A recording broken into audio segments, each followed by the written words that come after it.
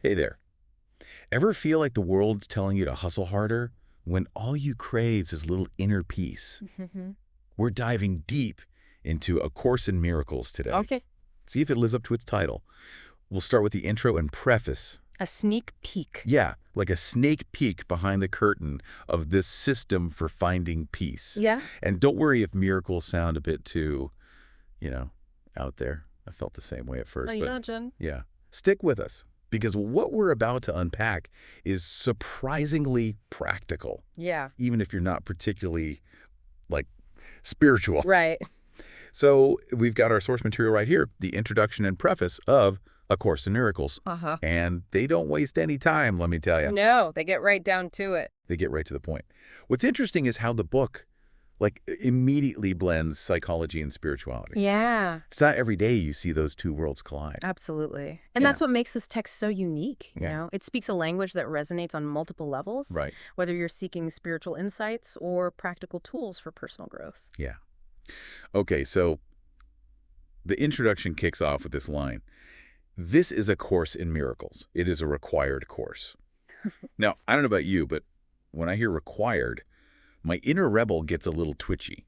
It's certainly a bold statement, but I think what's essential here is not to interpret it literally. Yeah. You know, this isn't about dogma or like following a set of rules. It's more about acknowledging this need we all have, this human need for peace. We all want it. Right. But we often create our own obstacles in a way. Exactly. It's like we're all kind of like enrolled in the school of life. Yes. And this required course is about like learning how to remove those self-imposed roadblocks to experience the peace that's already within us. Absolutely. And the introduction goes on to lay out these three core principles. Nothing real can be threatened. Nothing unreal exists. Herein lies the peace of God. Right. Okay, those are some big words. Yeah. Can you break those down for me a little? What do they really mean in a practical sense, Absolutely. Let's start with real versus unreal. Okay. Think of it this way. Real refers to the things that are truly lasting. Love, connection, and that sense of inner peace we keep talking about. Right. On the other hand, the unreal kind of encompasses all the temporary stuff we tend to get caught up in, you know? Possessions, status, even our worries and fears. It's not about denying that these things exist, but rather recognizing that they're not the source of lasting happiness. So it's not that our problems aren't real. It's just that maybe we're giving them more power than they deserve Right. by like clinging to them like they were these permanent fixtures in our lives. Precisely. And this is where that second principle comes in. Nothing unreal exists. Right. It's a reminder that all those things we fear losing, all those temporary situations that cause us stress, they're ultimately illusions. Okay. And once we kind of see through those illusions, we can tap into the peace that comes from aligning ourselves with what's truly real, what's truly lasting. That's where that herein lies the peace of God comes in. Yeah. Now, let's jump over to the preface for a second, Okay. which has this fascinating backstory about how the book came to be. Right. Apparently, two Columbia University professors were involved in its creation. Yeah. Professors, not mystics. Right. And that's what I find so relatable about A Course in Miracles. Yeah, You know, it wasn't channeled by some guru on a mountaintop. right. It emerged from a collaboration between two, highly educated individuals who Right. at least initially weren't even particularly spiritual, Yeah. you know? In fact, Helen Schickman, the one who actually scribed the text, described herself as psychologist, educator, conservative in theory, and atheistic in belief. Oh. Talk about unexpected origins. Yeah. So we've got these skeptical professors diving into this project, and out comes A Course in Miracles. It definitely adds an intriguing layer to the whole thing, wouldn't you say? Absolutely. And I think it speaks to the universality of the human experience. We all grapple with fear, doubt, the desire for peace, Yeah. regardless of our backgrounds or beliefs. Hearing about those professors and their initial skepticism, it makes me think about how we approach, like, personal growth these days. Right. It's so easy to get caught up in finding the right system Right, exactly. or the perfect teacher. Yeah. But maybe it's less about the source and more about, like, the willingness to look inward, even if it's coming from an unexpected place. Yeah, I think that's a good point. And speaking of unexpected, let's talk about how A Course in Miracles tackles this whole idea of forgiveness. Okay. Because it's not what you typically think of when you hear that word, is it? It's not your typical Hallmark card forgiveness, is it? Not at all. I think of forgiveness, and I usually think about, like, letting someone off the hook for something they've done wrong, Sure. right? Yeah. But the Course takes a totally different approach. Yeah. It's less about the other person and more about our own internal state. Right. Right. It's about how we feel. So instead of condoning bad behavior, it's about freeing ourselves from the weight of, like, the resentment or the anger that we're carrying around. Yeah, the anger, the resentment. Absolutely. Huh? Yeah. Okay, so that makes sense, like, intellectually. But how do we actually do that? How do we move from a place of anger or resentment to, like, genuine forgiveness, especially when it comes to, like, really deep-seated pain? Well, that's the million-dollar question, isn't it? Right.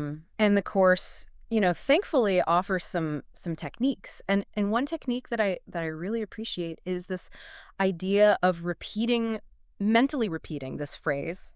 And then you can say it out loud too, but I choose peace instead of this. Okay. Right? Yep. So in those moments where you're feeling triggered, you're feeling caught up in that past grievance, just taking a moment to consciously choose to shift your focus. It's like you're retraining your mind to choose a different response, one that aligns with that desire for inner peace. Yes. Yes, exactly. And this all ties back to that idea of real versus unreal, right? Right. The ego, of course, loves to hold on to grievances. It loves to see ourselves as victims. Right.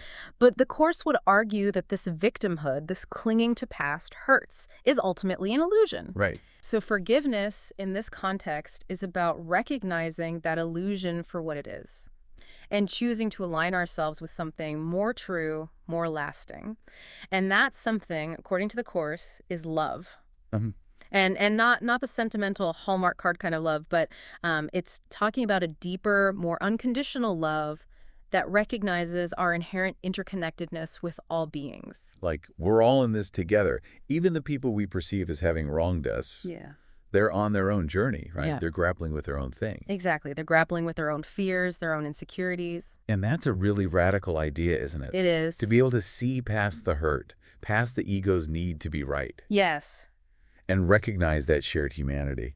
And it reminds me of that line from the preface, beyond this learning cannot go. It's like once we truly grasp this concept of forgiveness, of choosing love over fear, of releasing our attachment to the unreal, that's when true transformation can occur. It's not just about intellectually understanding these ideas, but about embodying them. Right. Living them out in our daily lives. Living them out. It's funny how a single sentence like, beyond this, learning cannot go, Yeah. can really stick with you. Yeah. It's like a riddle almost. It is. What do you think it means to go beyond learning in this context? It's a beautiful question.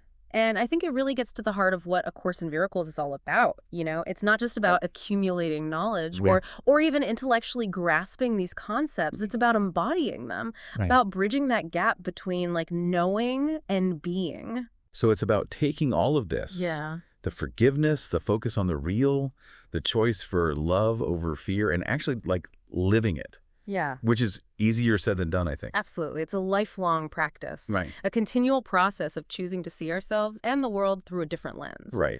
But, the good news is the Course suggests that we already possess everything we need to embark on this journey. We do. Yeah. It's not about becoming someone else or achieving like some elevated spiritual status. It's about remembering who we truly are beneath all the layers of conditioning and fear and, ego-driven desires. Yeah. We have this internal teacher within us, Mm-hmm. this deep well of wisdom and guidance. And maybe, just maybe, A Course in Miracles is like a map that helps us tap into that inner compass. It's like a gentle nudge to remind us that peace isn't something we find outside of ourselves. It's something we cultivate from within. Exactly. And that kind of peace, that deep inner knowing that we are inherently worthy and whole. Yeah. That's where those miracles really start to unfold. That's where the miracles happen, not necessarily in some grand supernatural way, but in those subtle shifts. Right. In our perception, our relationships, our ability to, navigate the ups and downs of life. Yeah. With more grace, with more ease. Yeah, it's like the Course is inviting us to participate in like the greatest miracle of all. Yes. The transformation of our own hearts and minds. Beautifully said. Wow. As we kind of wrap up this deep dive on A Course in Miracles, I'm realizing we've barely scratched the surface. Such a dense, complex text. So much to unpack. But if there's one thing I hope you take away from this conversation, it's this. What if true peace, that deep inner knowing that the Course keeps talking about, what if it's not about changing our external circumstances, but about transforming our internal relationship with the world? That's it. That's the question. It's not about waiting for things to be perfect or for life to get easier. It's about finding that sense of peace and wholeness right here, right now, in the midst of it all. Mm. And maybe that is the most radical act of all. Maybe it is. It's been so great exploring these ideas with you. And hopefully this deep dive has, sparked your curiosity to learn more, to maybe even crack open A Course in Miracles yourself. See what resonates for you. Yeah. Until next time, keep those minds open and those questions coming. Thanks for joining us.